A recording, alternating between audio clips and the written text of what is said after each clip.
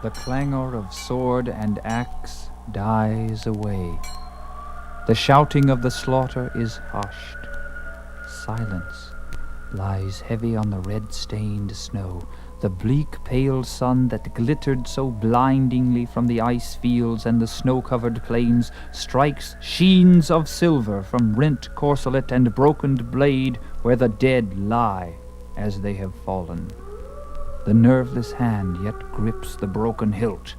Helmeted heads drawn back in their death throes tilt red and golden beards grimly upward, as if in a last invocation to Ymir, the frost giant, god of a warrior race. Across the reddened drifts and the mail-clad forms, two figures glare at each other. In all that utter desolation, they alone move. Slowly, through the corpses they come, as ghosts might come to a tryst through the shambles of a dead world. In the brooding silence, they stand, face to face. Both are tall men, built as powerfully as tigers. Their shields are gone, their corselets battered and dented, blood dried on their mail, their swords are stained red. Their horned helmets show the marks of fierce strokes. One is beardless and black-maned. The locks and beard of the other are as red as the blood on the sunlit snow. Barbarian, tell me your name, so that my brothers in Vanaheim may know who is the last of Wulfhere's band to fall before the sword of Heimdall.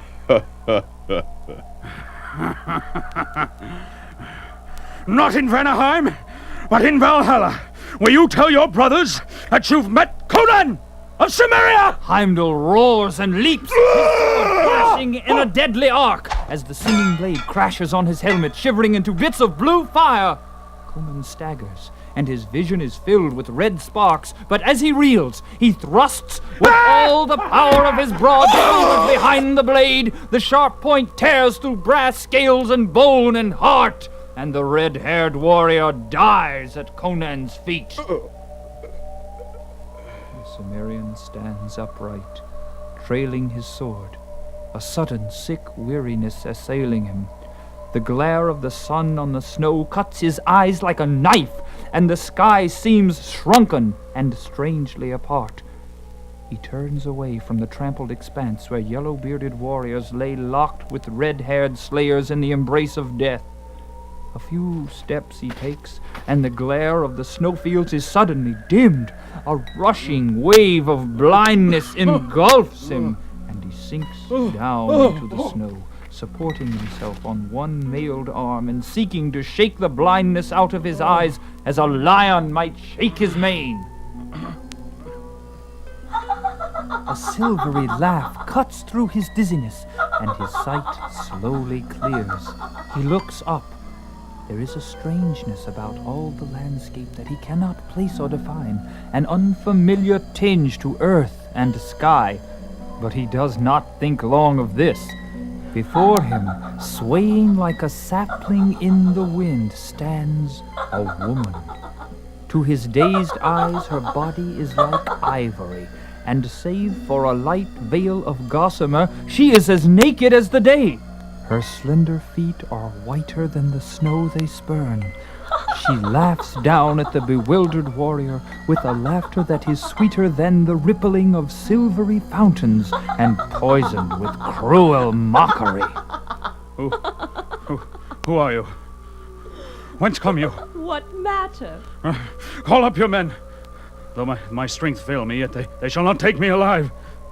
I see that you are of the Vanir. Have I said so? I cannot tell whether you are of Vanaheim and mine enemy, or of Asgard and my friend. Far have I wandered. But a woman like you I have never seen. Your locks blind me with their brightness. Never have I seen such hair, not even among the fairest daughters of the Aesir, by Ymir. Who are you to swear by Ymir? What know you of the gods of ice and snow? You, who have come up from the south to adventure among an alien people. By the dark gods of my own race. Though I am not of the golden-haired Aesir, none has been more forward in swordplay. This day I have seen 80 men fall, and I alone survived the field where Warfare's reavers met the wolves of Braki.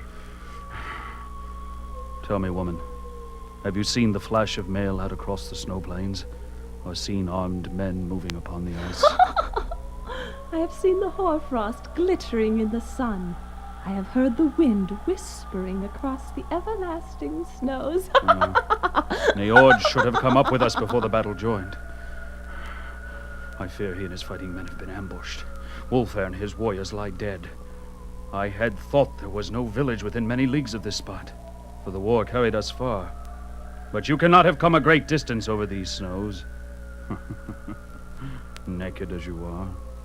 Lead me to your tribe if you are of Asgard, for I am faint with blows and weariness of strife. My village is further than you can walk, Conan of Samaria. Spreading her arms wide, she sways before him, her golden head lolling sensuously, and her scintillant eyes half-shadowed beneath their long silken lashes. Am I not beautiful, O man? Like dawn running naked on the snows. Then why do you not rise and follow me? Who is the strong warrior who falls down before me? Lie down and die in the snow with the other fools, Conan of the black hair. You cannot follow where I would lead. With an oath, By the lines of Ishtar! the Cimmerian heaves himself up on his feet, his blue eyes blazing, his dark, scarred face contorted. Rage shakes his soul, but desire for the taunting figure before him hammers at his temples and drives his wild blood fiercely through his veins. Passion, fierce as physical agony, floods his whole being, so that earth and sky swim red to his dizzy gaze. In the madness that sweeps upon him, weariness and faintness are swept away.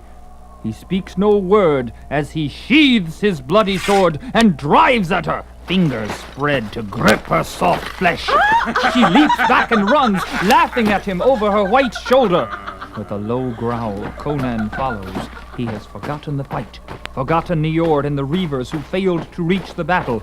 He thinks only of the slender white shape which seems to float rather than run before him. Out across the blinding white plain the chase leads. The trampled red field falls out of sight behind him, but still, Conan keeps on with the silent tenacity of his own race. His mailed feet break through the frozen crust. He sinks deep in the drifts and forges through them by sheer brute strength. But the girl dances across the snow, light as a feather floating on a pool. Her naked feet barely leave their imprint on the hoar frost that overlays the crust. On and on she leads. Black curses drool through the Cimmerian's parched lips. The great veins in his temples swell and throb, and his teeth gnash. Harlot! You cannot escape me! Lead me into a trap and I'll pile the heads of your kinsmen at your feet! Hide from me and I'll tear the mountains apart to find you! I'll follow you into hell itself! Foam flies from the barbarian's lips as her maddening laughter floats back to him. Farther and farther into the waste she leads him as the hours pass and the sun slides down its long slant to the horizon. The land changes. The wide plains give way to low hills marching upward in broken ranges. Far to the north, he catches a glimpse of towering mountains, their eternal snows blue with distance and pink in the rays of the blood-red setting sun. In the darkling skies above them shine the flaring rays of the aurora. They spread fanwise into the sky, frosty blades of cold, flaming light, changing in color, growing and brightening. He did not wonder at the strangeness of it all. Not even when two gigantic figures rose up to bar his way. The scales of their mail are white with hoarfrost. Their helmets and axes are covered with ice. Snow sprinkled their locks. In their beards are spikes of icicles, and their eyes are as cold as the lights that stream above them. Brothers! Look who follows! I have brought you a man to slay! Take his heart, that we may lay it smoking on our father's board! The giants answer with roars like the grinding of icebergs on a frozen shore. They heave up their axes, shining in the starlight as the maddened Cimmerian hurls himself upon them. A frosty blade flashes before his eyes, blinding him with its brightness. He gives back a terrible stroke that shears through his foe's leg at the knee. With a groan, the victim falls. And at the same instant, Conan is dashed into the snow, his left shoulder numb from a glancing blow of the survivor's axe from which the Cimmerian's mail has barely saved his life. Conan sees the remaining giant looming high above him like a colossus carved of ice, etched against the coldly glowing sky. Outlander, I'll have your head! The axe falls to sink through the snow and deep into the frozen earth as Conan hurls himself aside and leaps to his feet. The giant roars and wrenches his axe free, but even as he does, Conan's sword sings down. The giant's knees bend, and he sinks slowly into the snow, which turns crimson with the blood that gushes from his half-severed neck. All the rest of your brothers! I'll give their huts to the wolves! You cannot escape me! With a cry of fright, she turns and she runs fleetly. She does not laugh now, nor mock him over her white shoulder. She runs as for her life, her golden locks blowing free. He hears the quick panting of her breath and sees the flash of fear in the look she casts over her shoulder. And Conan's untamed soul leaps up the fires of hell she has so well fanned. With an inhuman laugh, he closes in on her, just as she wheels with a haunting cry and flings out her arms to fend him off.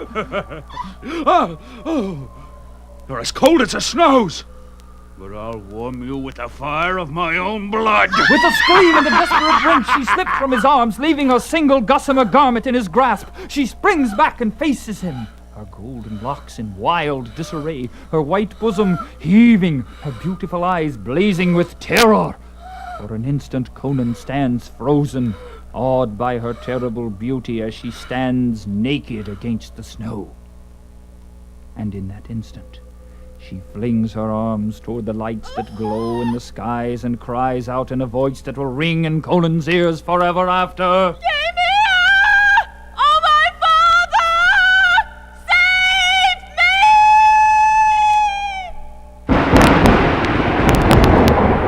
The girl's ivory body is suddenly enveloped in a cold blue flame so blinding that the Cimmerian throws up his hands to shield his eyes from the intolerable blaze. For a fleeting instant, skies and snowy hills are bathed in crackling white flames, blue darts of icy light and frozen crimson fires. Then Conan staggers and cries out, The wench! She's gone! The glowing snow lies empty and bare. High above his head, the witch lights play in a frosty sky gone mad. Among the distant blue mountains there sounds a rolling thunder as of a gigantic war chariot rushing behind steeds whose frantic hoofs strike lightning from the snows and echoes from the skies. All of the snow-clad hills and the blazing heavens reel drunkenly to Conan's sight. Thousands of fireballs burst with showers of sparks, and the sky itself becomes a titanic wheel which rains stars as it spins. Under his feet, the snowy hills heave up like a wave, and the Cimmerian crumples into the snows to lie, motionless.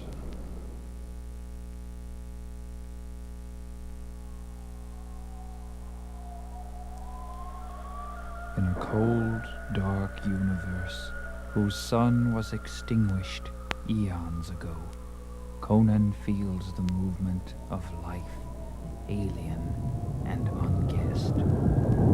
An earthquake has him in its grip and is shaking him to and fro, at the same time chafing his hands and feet until he yells in pain and fury and gropes for his sword. He's coming to us.